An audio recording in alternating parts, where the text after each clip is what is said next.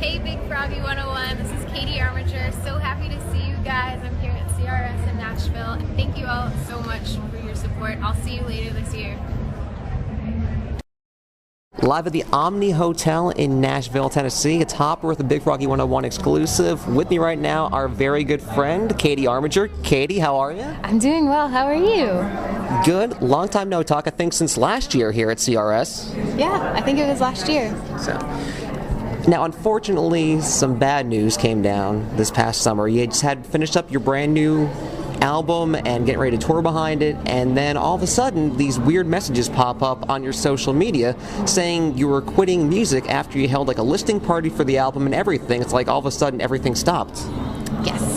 So it was, I turned in my completed album a week before I was fired from my label.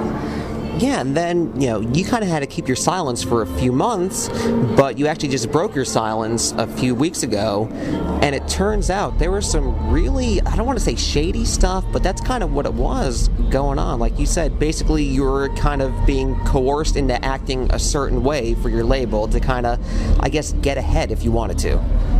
Yes, that was, yes, absolutely. And you can read more in depth. It's all public record, all the lawsuits and claims.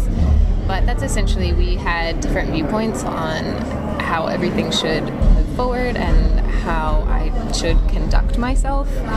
And that difference of opinion just led to me being fired. Now, we've known you for a very long time, and I've never known you to be anything but professional and courteous and conducting yourself in just a really classy manner all along. So it's just so weird that, they thought that wasn't working and they want you to kind of change gears entirely.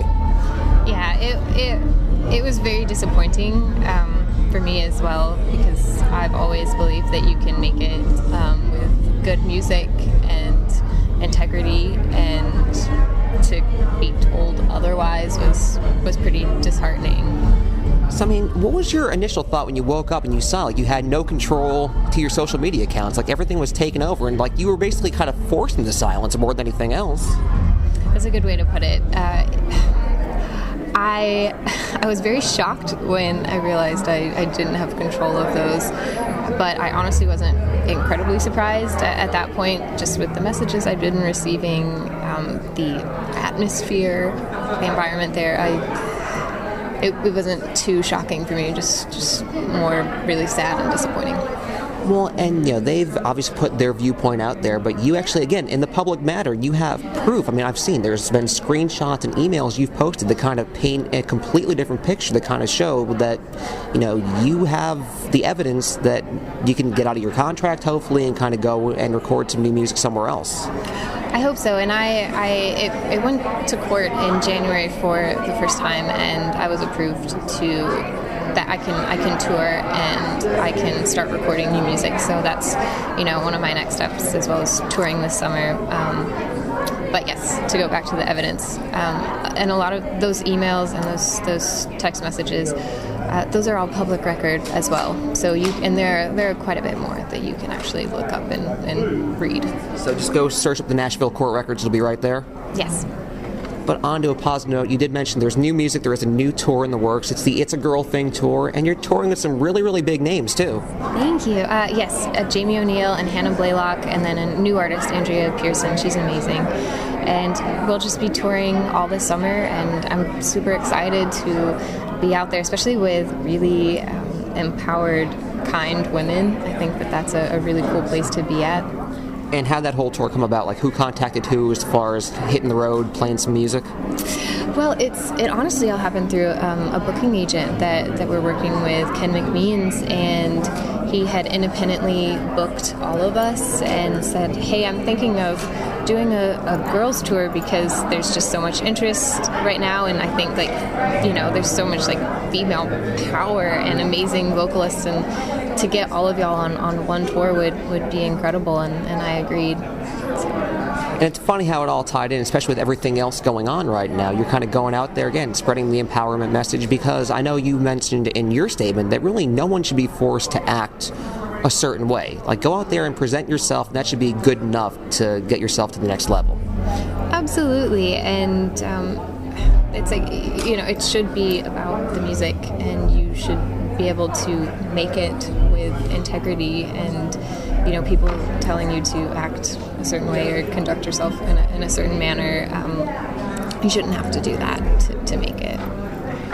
So that's your message for anybody else, like considering even starting off in the industry, that basically don't sign into anything, don't bind anything except being true to yourself, and that should be enough. Absolutely, it is enough. Then there are quite a few people who know that is enough. And like you said, just stay true to yourself, stay true to your values, and you can make it. But it's on to the next level. Again, new album maybe in the works, or just kind of recording right now? Right now, it's starting over, but I will be working on new music. Like I said, I was just approved this last month that I can actually start writing and recording. So that is up next before touring. So unfortunately, the last album you turned in before all this went down, we'll probably never hear that, I'm guessing. I don't know. There's a possibility, so I'm never going to say never. I dearly love some of the songs that I recorded for that, so I'm hopeful that, maybe someday I can get the rights to that so that people can hear it, because I'm very proud of it. So going forward, any final messages you want to have for anybody out there that might be in the situation you're in right now or has been in, like any words of wisdom you can kind of give going forward?